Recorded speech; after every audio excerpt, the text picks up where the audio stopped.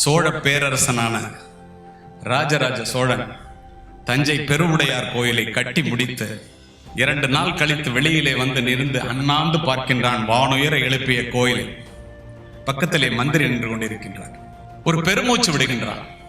இந்த கோவில், இந்த பெரிய கோவிலுடைய புகழ் 1000 ஆண்டுகளுக்கு நிலைத்து நிற்க வேண்டும் என்றால், ஏழையின் சிரிப்பில் இறைவனை காண்க வேண்டும் என்றால், ஏழைகள் நேரடியாக இந்த கோவில் நிர்வாகத்திலே பங்கு பெற வேண்டும்.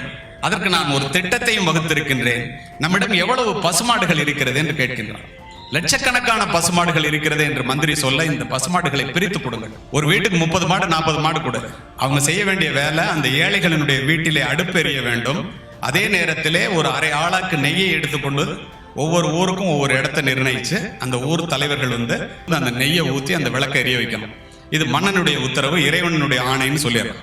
உடனே பிரித்து கொடுக்கின்றார்கள். எரிஞ்சிட்டு இருக்கு. 1 மாதத்திற்கு போருக்காக வெளியில் சென்று விட்டு திரும்பிய மன்னன் வந்து மாலை நேரத்திலே பார்க்கின்றான், ஒரு இடத்திலே மட்டும் விளக்கெரியவில்லை. யார் அவன்? மன்னனினுடைய ஆணையை மீறியவன் என்று ராஜராஜ சோழன் கோபமாக எழுப்ப, ஏவாத்தூர்ங்கிற ஊர்ல மாறா என்கிறவனுக்கு 42 பசுமாடு கொடுத்தோம். 1 வாரமா அந்த லைட் எரியல, அந்த விளக்கு எரியல. பூட்டுங்கள் தேரை, ஓட்டுங்கள் குதிரை என்று அடுத்த 45 நிமிடத்திலே கும்பகோணத்திற்கு அருகில் உள்ள ஏவாத்தூர் நகரத்திலே மன்னனுடைய ரதம் சென்று நிற்கின்றது. ஒரு குழந்தையை எலும்பு தோலம தோல்ல போட்டுட்டு இளைத்து போன ஒரு தாய் கண்ணீரும் கம்பளையுமாக வெளியிலே வருகின்றார்.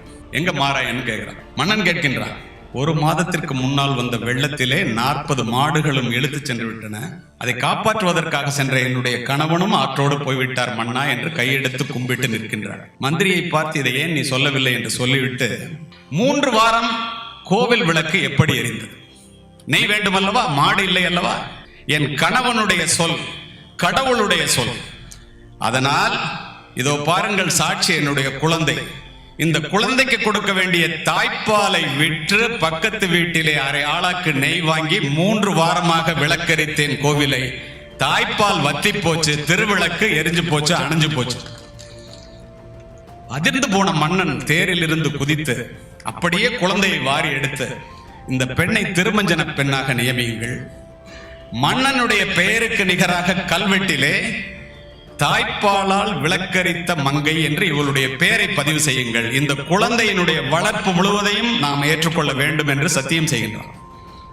உன்னை போன்ற பெண்களால் தான் இந்த தமிழகத்தினுடைய பெருமையே உலகெங்கும் ஒளிர்கிறது. எப்படிப்பட்ட பெண்கள் பாரு, நினைத்து பாரு.